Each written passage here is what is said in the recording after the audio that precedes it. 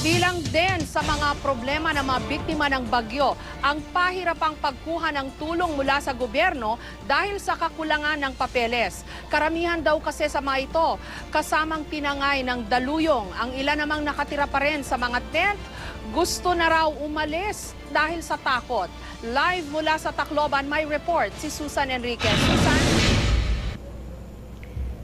Jessica, sa kabila na sinasabi ng gobyerno na tutulungan ang lahat ng biktima ng Bagyong Yolanda, hindi naman ito yung sinasabi o kabaligtaran nito ng nararamdaman ng mga nakausap nating biktima. Sabi nga nila, sa halip na tulungan o kalingain, ang pakiramdam daw nila parang lalo silang napabayaan. Lalong-lalo na yung mga biktimang hanggang ngayon ay walang magawa kundi ang patuloy na manatiling manirahan sa mga itinuturing na danger zone. Sabi naman ng ibang nakausap natin, imbis na padaliin ang pagbibigay sa kanila ng tulong, parang pinahihirapan pa sila sa paghahanap ng mga iba't ibang dokumento, gayong alam naman na tinangay ito nitong nagdaang malakas na bagyo. Narito po ang report.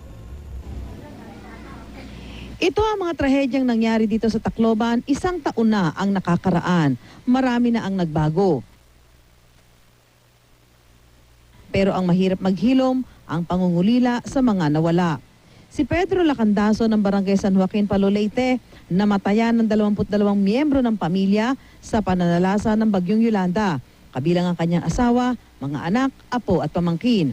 Ang masaklap, hanggang ngayon, hirap daw silang makuha ang tulong mula sa gobyerno dahil sa hirap ng pagproseso ng mga requirements. Walang ibinigay na tulong sa akin. Kahit na hindi ako binigyan ng tulong, sana naman sa ngayong tagal na ito, nabigyan naman lang sana ako kahit na mayroon lang akong panggastos sa katapusan bukas.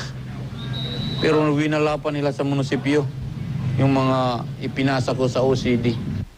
Sa Barangay 89 Tacloban City, isang taon nang nakatira sa loob ng tent ang maraming pamilya. Sana bigyan na kami ng pansin kung ano yung nararapat para sa amin na mailagay kami sa ligtas at tamang lugar. Sa pag-alis lang matagal na namin gusto. Ba't hindi ko kayo makaalis?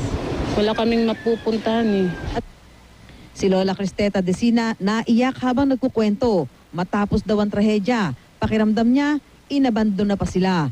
Kanina, dinata namin sila sa gilid ng kalsada sa ilalim ng init ng araw. Kasi mahirap kalagayan namin dito. May apo na nga ako namatay dito sa tent. Dahil? Ngayon katapos ng Yolanda, may namatay ako na po. Dahil sa init. Ang ilan pagod na raw sa kakadaing. Kaya ko na lang magpa-interview. Bakit ho? Sawa na ako sa interview. Dahil? Wala nang nagagawa, wala lang namin. Wala nang resulta, wala namang dumating nito na tulong. Kaya si Alberta Ihada ng Barangay San Fernando sa Palo, isinulat sa labas ng bahay niya ang pasasalamat sa mga tumulong sa kanila. Bakit ho sinulat? Kasi siyempre pasasalamat na binigyan kami ng tindahan at saka mayroon din silang mga grocery na ilinagay. Isang taon na, may ilang nawawala ng pag-asa. Pero marami ang patuloy na umaasa na isang araw, magiging maayos ang lahat para sa kanila. Sa kabila ng ganitong sitwasyon ay patuloy na umaasa itong ating mga kababayan na hindi sila talagang makakaligtaan at patuloy pa rin kakalingain ng gobyerno sa kanilang mga pinagdadaanan ngayon dahil bukas nga isang taon na at nanalasa itong Bagyong Yolanda, inaasahan nilang tutulungan sila talaga ng gobyerno para makabangon sa mga pagsubok na hanggang ngayon ay kinakaharap nila. Jessica. Susan, I hope you don't mind, pero baka pwede kitang tanungin ang medyo personal na question. Kasi sa dinami-rami naman nakakausap mo na halos pare-pareho ang hinaing dito sa Tacloban, no? Ano yung nakikita mong maski pa paano nagsha-shine through na things will improve kahit sa sariling sikap man lang nila?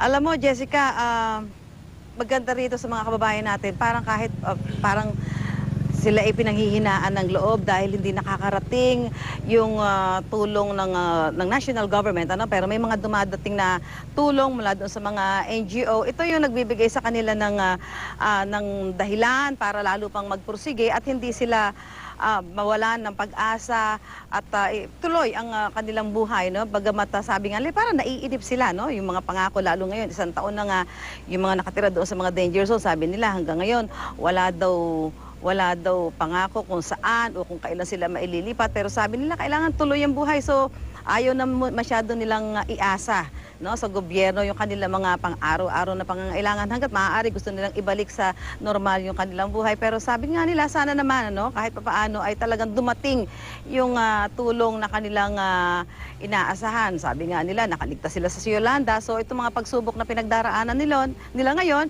inaasahan nilang malalampasan din nila ito, Jessica. I-share ko lang din sa'yo ha, bukod dun sa sinasabi natin na napakatatag talaga nating mga Pilipino. Nakita ko rin dito sa mga kababayan nating dumaan sa Super Typhoon kung gaano talaga kapasensyoso at kung gaano talaga tayo kabait na mga tao, di ba? Tama ka dyan, Jessica, no? At yung iba, syempre, parang sabi nga nila, minsan parang nawawala na sila ng pag-asa, parang sabi nga nila, parang napabayaan na kami, nakakalimutan na kami, pero pagkalipas ng ilang minuto, sabi nga nila, hindi, alam namin na kami maaalala pa rin ng gobyerno at darating ang araw, ibibigay yung aming mga pangangailangan, pero pasamantala, habang wala ito, kakayod kami para mabuhay ng marangal at malampasan itong mga pagsubok na hanggang ngayon ay kinakaharap nila matapos ngang manalasa itong Super Typhoon Yolanda. Jessica. Maraming salamat sa iyo, Susan Enriquez.